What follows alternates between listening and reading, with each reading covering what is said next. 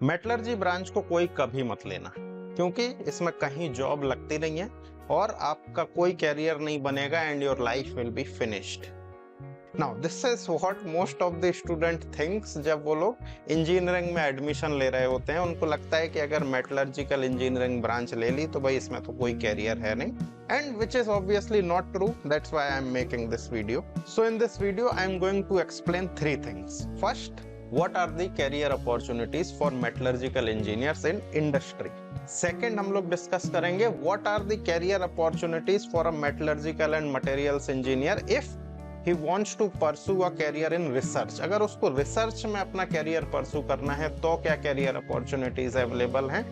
And last but not the least, what are the career opportunities for a metallurgical engineer if you want to pursue a career in non-core sector। Let's say आपको industry में जाना है लेकिन non core industry में जाना है, metallurgical and material science related industry में नहीं जाना है, तो क्या क्या कैरियर अपॉर्चुनिटीज हैं, ये सारी चीजें हम लोग इस वीडियो में डिस्कस करेंगे।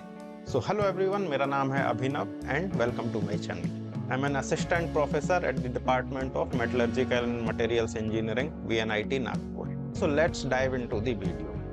पहला point, what are the career opportunities for metallurgical engineers in industry, core industry। Okay, तो कोर इंडस्ट्री प्राइवेट सेक्टर की बात करें तो इंडिया में मैन्युफैक्चरिंग रिलेटेड कई सारी बड़ी बड़ी कंपनीज हैं, जैसे टाटा स्टील है, जिंदल स्टील है, हिंडाल्को है। इस तरीके से कई सारी मैन्युफैक्चरिंग रिलेटेड कंपनीज हैं इंडिया में, जिनकी रिक्वायरमेंट होती है मेटलर्जिकल इंजीनियर्स को लेना, मटेरियल्स इंजीनियर, मेटलर्जिकल इंजीनियर्स को रिक्रूट करना कि वो उनकी कंपनी में काम कर सकें, क्योंकि अभी मैन्युफैक्चरिंग में इंडिया काफी ज्यादा पुश कर रहा है। सो जो जॉब्स हैं मेटलर्जिकल इंजीनियर्स के लिए प्राइवेट सेक्टर, कोर सेक्टर में, वो काफी तेजी से बढ़ेंगी।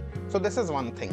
नाउ सेकंड, अगर हम बात करें PSUs की, देखो होता क्या है, अगर आप हर साल देखोगे रिक्रूटमेंट में ज्यादातर जो PSUs हैं वो मैकेनिकल, सिविल, इलेक्ट्रिकल, इन सब के लिए तो खुलती हैं, लेकिन वो मेटलर्जी के लिए नहीं ओपन होती हैं। मतलब जब उनका आप रिक्रूटमेंट ऐड देखोगे ना, तो यू विल सी कि इसमें मेटलर्जी के लिए तो ये ओपन ही नहीं है। कुछ गिनी चुनी PSU हैं, जैसे सेल हो गई, वाइजैग स्टील प्लांट, इसके अलावा जो है अपना IOCL, ये कुछ PSU हैं, और कुछ थोड़ी सी PSU होंगी जो मेटलर्जी के लिए ओपन होती हैं, गेट के थ्रू रिक्रूट करती हैं, है ना। तो दिस इज द रियलिटी। बाकी मैकेनिकल, सिविल, इलेक्ट्रिकल, इन सब के लिए सारी PSU ओपन होती हैं। तो मैं आपसे एक सिंपल सा क्वेश्चन पूछता हूँ कि अगर ये रियलिटी है तो फिर PSU में जॉब लगना किस ब्रांच के स्टूडेंट के लिए सबसे ईजी होगा, बताओ।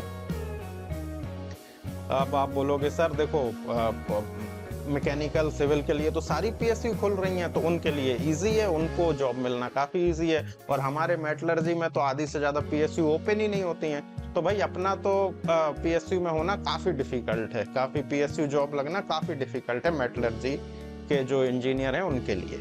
बट मैं आपको एक अपने पर्सनल एक्सपीरियंस से बता रहा हूँ। When I was at IIT BHU में, जब मैं अपने BTech फाइनल ईयर में था, उस समय जिस भी स्टूडेंट का मन था ना कि उसकी PSU में जॉब लग जाए, इन मेटलर्जी मेरे बैच में जिस स्टूडेंट को भी PSU की जॉब चाहिए थी, उस हर इंसान की PSU में जॉब लग गई थी। अब ये तो बड़ा काउंटरडिक्टरी हो गया, क्योंकि दूसरी ब्रांच मैकेनिकल, सिविल में इतना इजीली लोगों की जॉब नहीं लगी है PSU में। It was very difficult. तो इसका रीजन ये है कि ये सारी जो PSUs हैं गेट के थ्रू रिक्रूट करती हैं। नाउ अगर आप मैकेनिकल या सिविल या किसी और ब्रांच के थ्रू गेट का एग्जाम दोगे, देन यू नो कि इन सब ब्रांच में जो गेट में जो एस्पिरेंट्स बैठते हैं वो बहुत ज्यादा होते हैं, 50,000, 60,000, अप टू 1 लाख तक भी किसी किसी ब्रांच में एस्पिरेंट गेट का एग्जाम लिखते हैं। But on the other hand metallurgy में, मटेरियल साइंस में अगर बात करें तो सिर्फ 4 से 5 हजार बच्चे ही मेटलर्जी का गेट लिखते हैं। सो भले ही सारी PSU ओपन नहीं होती हैं, बट कंपटीशन इतना कम है, जो गेट का जो एग्जाम है वो इतना इजी तो नहीं बोलूंगा, बट बिकॉज जो कंपटीशन है वो इतना कम होता है, इस वजह से अगर आप मेटलर्जी के थ्रू गेट लिखते हो, then it becomes very easy कि आपको PSU मिल जाए, क्योंकि आपकी एक अच्छी रैंक आना इतना ज्यादा डिफिकल्ट नहीं है। अगर आप ठीक ठाक तरीके से तैयारी करो तो आपकी एक अच्छी रैंक आ जाएगी और PSU में आपको इजिली जॉब मिल जाएगी मेटलर्जी में। नाउ पॉइंट नंबर 2, सो आप चाहते हो कि मुझे साइंटिस्ट बनना है, मुझे रिसर्च करनी है, प्रोफेसर बनना है, इस डायरेक्शन में जाना है, एक रिसर्च कैरियर अपनाना है, तो मेटलर्जी ब्रांच कैसी है मेरी? Okay, now this is where metallurgical and materials engineering become interesting. See, आपको कोई भी इंजीनियरिंग एडवांसमेंट करना है ना, अगर कोई भी रिसर्च कर रहे हैं and you want to do any engineering advancement, आप बैटरी में रिसर्च कर रहे हो, बैटरी की लाइफ को सुधारना चाहते हो, you have to do material research. You want to design good engine, very high power engine, then वहां पर सबसे इंपॉर्टेंट क्या है, मटेरियल. आपको मटेरियल रिसर्च करनी पड़ेगी, न्यू ऐसे मटेरियल बनाने होंगे. हर इंजीनियरिंग एप्लीकेशन का जो कंस्ट्रेंट है वो आता है मटेरियल पे, availability of material. You know कि इस प्रोडक्ट को मैं और अच्छा कैसे बना सकता हूँ, हमें पूरा पता है, लेकिन मटेरियल ही अवेलेबल नहीं होगा उसको और अच्छा बनाने के लिए. इसलिए मटेरियल रिसर्च जो होती है, मटेरियल साइंस एंड इंजीनियरिंग में जो रिसर्च होती है, it is the most important thing. तो अगर आपको रिसर्च में अपना कैरियर बनाना है ना, then metallurgy is one of the best branch. और इसमें एक और बहुत बड़ा फायदा है, वो क्या है, बिकॉज मेटलर्जी एक ऐसी ब्रांच है जिसमें ज्यादा कंपटीशन नहीं है गेट में. और अगर आपको रिसर्च में कैरियर बनाना है, then you have to go into the higher studies. Then because the competition is low, तो उसकी वजह से आपको बहुत ही ज्यादा अच्छे कॉलेजेस मिलने की प्रोबेबिलिटी काफी ज्यादा है. जैसे कि मैं अपना खुद का एग्जांपल लेता हूँ. See, I did my BTech in metallurgical engineering from IIT BHU. Now इससे सबसे बड़ा फायदा तो ये हुआ कि I became an IITian. Otherwise मुझे किसी और कॉलेज से जाके जो भी कोई और ब्रांच अगर मुझे चाहिए होती तो किसी और कॉलेज में जाना पड़ता. नाउ बिकॉज एक तो मैं IITian बन गया, उसके बाद क्योंकि मैं इस ब्रांच में था जिसमें गेट ज्यादा डिफिकल्ट होता नहीं है, so I was able to secure a really good rank in GATE. और उसकी वजह से I was able to get a admission in PhD at the top institute of the country, that is IISc Bangalore. So आप देख रहे हो कि because मैंने मेटलर्जी ली तो मैं IIT BHU में भी पढ़ पाया, और उसके बाद मैं IISc बैंगलोर से PhD भी कर पाया. एंड देन IISc बैंगलोर के बाद I got a faculty position at NIT, so I joined here. So you are seeing कि कितना सारा फायदा हुआ, because I chose this branch जिसमें गेट में इतना ज्यादा कंपटीशन नहीं था, and I was able to go into this top institute. And now the last point which is कि ठीक है भाई, मेटलर्जी में कोर सेक्टर में भी जॉब काफी लग जाती है, रिसर्च सेक्टर में भी काफी अच्छा स्कोप है, बट नहीं, मेरे को तो भाई नॉन कोर में जाना है.